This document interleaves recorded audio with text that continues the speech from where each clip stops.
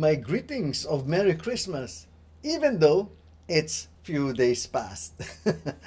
And of course, a happy and blessed 2025 for all of us. You know, it's funny that it may feel like the world already, around us has already moved on from the celebration of Christmas. And we might be seeing that the Christmas, decorations are already starting to come down.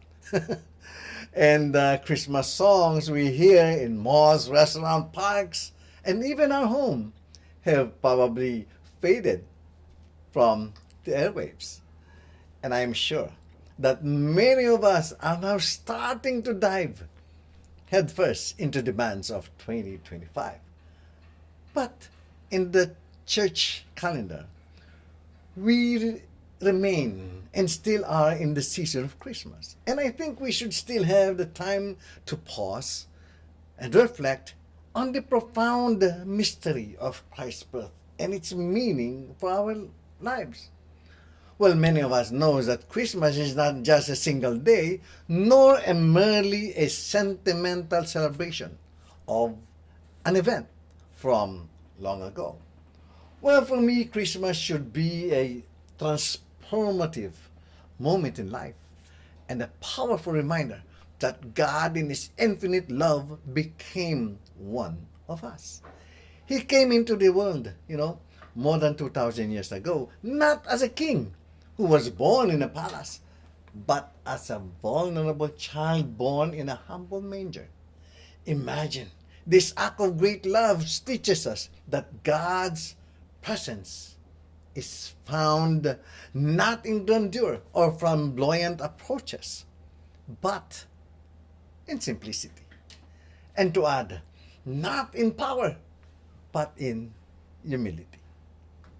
Well, on this 10th day of Christmas, we can look to these stories surrounding Christ's birth to guide us on how we can move into 2025. And let us consider the shepherds who left their flock to seek out the newborn king. And this reminds me of a gospel today in John 1:35 to 42, where two disciples of John the Baptist left John and followed Jesus.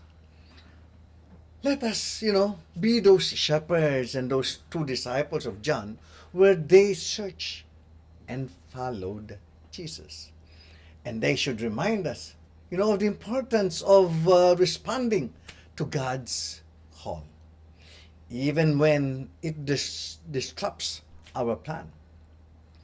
Let us ask ourselves this question: what are the things we can leave behind or pursue in this 2025 to go closer to God? The wise men whose journey we will celebrate on Epiphany reminds us of perseverance. They traveled far through uncertainty and difficulties, guided by faith and the light of a star.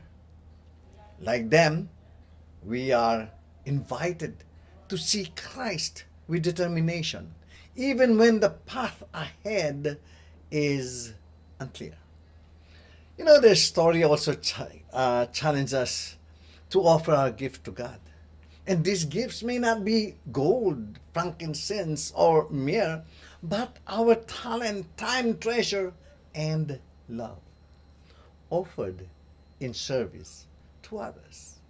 Then there's Mary, who gave her fiat, her yes to God's will.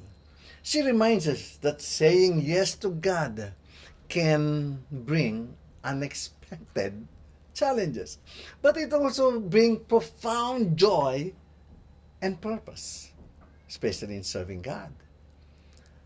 As we start 2025, how can we imitate Mary's trust and openness to God's plan for our lives? And finally, the message of Christmas is one of hope. In a world often marked by division, suffering, and uncertainty, the birth of Christ reminds us that we are not alone.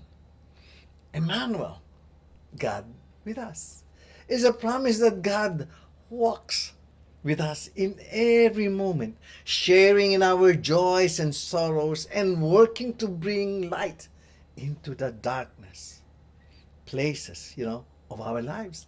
And as we continue the Christmas season, I encourage each and every one of us to keep the spirit of Christmas alive.